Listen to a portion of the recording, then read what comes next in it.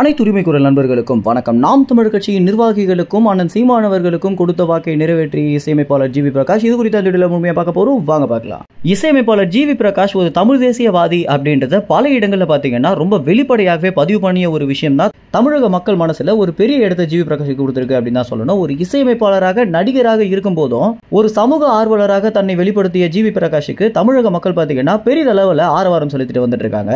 இவர் ஒரு இசையமைப்பாளராக இருந்ததை விட ஒரு நடிகனாக இருந்ததை விட சமூகத்து மேல இவர் காட்டுற அக்கறை தான் பாத்தீங்கன்னா இவரை இந்த ஒரு இடத்திற்கு கொண்டு வந்திருக்கு அப்படின்னு சொல்லணும். குறிப்பா நாம் தமிழர் கட்சியுடைய நிர்வாகிகள் மத்தியிலையும் சீமானவர்கள் மத்தியிலையும் இசையமைப்பாளர் ஜி வி பிரகாஷுக்கு பாத்தீங்கன்னா ஒரு மிகுந்த நல்ல பேர் இருக்கு அப்படின்னு சொல்லி ஆகணும். ஏன்னா பல இடங்கள்ல பாத்தீங்கன்னா சீமான் ரொம்பவே வெளிப்படையாக தமிழ் தேசியவாதியாக இருக்கக்கூடிய தம்பி ஜி வி பிரகாஷுக்கு என்னுடைய வாழ்த்துக்கள் அப்படின்னும் அவர் மாதிரி நிறைய பேர் சமூகத்து மேல அக்கறை கொண்டு ரொம்ப துணிச்சலாக பேசினாங்க அப்படின்னா நிறைய மாற்றத்தை இந்த சமூகத்துல கொண்டு வர முடியும். இந்த மாதிரி நடிகர்களாகவும் திரை நட்சத்திரங்களாகவும் இருக்கக்கூடியவங்க ஒரு பிரச்சனையை குறித்து பேசும்போது அந்த பிரச்சனை அதிக அளவுல பேசப்பட்டு அந்த பிரச்சனைக்கு நிச்சயமாக ஒரு தீர்வும் கிடைக்கும் அப்படின்னு சீமான் அவர்கள் பாத்தீங்கன்னா ஜி வி பிரகாஷ் குறித்து நிறைய இடங்களை புகழ்ந்து தள்ளியிருக்காரு.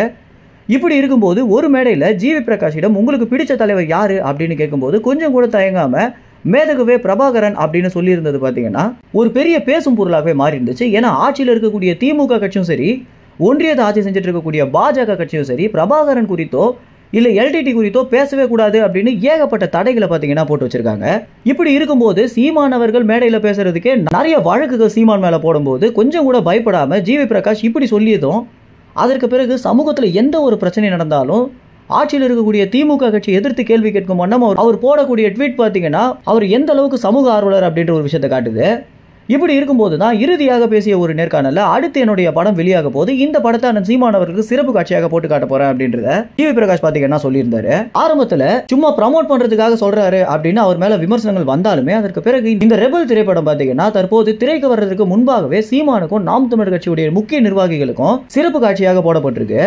இதுல சீமான், ஜி வி பிரகாஷ், சாட்டை துரைமுருகன், படத்துடைய இயக்குனர் மற்றும் ஒரு சில நிர்வாகிகள் பாத்தீங்கன்னா இந்த படத்தை பார்த்திருக்காங்க. பார்த்து முடிச்ச கையோட சீமான் அவர்கள் பாத்தீங்கன்னா செய்தியாளர்கள் சந்திப்புல படத்தை குறித்தும் ஜி வி பிரகாஷ் குறித்தும் நிறைய விஷயங்கள் புகழ்ந்திருக்காரு. இந்த படத்துல தன்னுடைய உரிமைக்காக மக்கள் எந்த அளவுக்கு போராடணும் அப்படின்றத ரொம்ப வெளிப்படையாக ஜி வி பிரகாஷ் காட்டியிருக்காரு. தம்பிக்கு வாழ்த்துக்கள் அப்படின்னும் அதற்கு பிறகு தம்பி சொன்ன மாதிரியே செஞ்சுட்டாரு அப்படின்னு சிரிச்சுக்கிட்டே பாத்தீங்கன்னா இந்த ஒரு செய்தியாளர்கள் சந்திப்பை சீமான் முடிச்சிருக்காரு. மேலும் இந்த தகவல் குறித்து என்ன நினைக்கிறீங்க அப்படின்னும் ஜி வி பிரகாஷ் சொல்லிய மாதிரியே சீமானுக்கு சிறப்பு காட்சியாக தன்னுடைய படத்தை போட்டு காட்டுறதை பத்தி என்ன நினைக்கிறீங்க அப்படின்றத உங்க கமெண்ட்ஸ் தெரிவிங்க. நன்றி, வணக்கம்.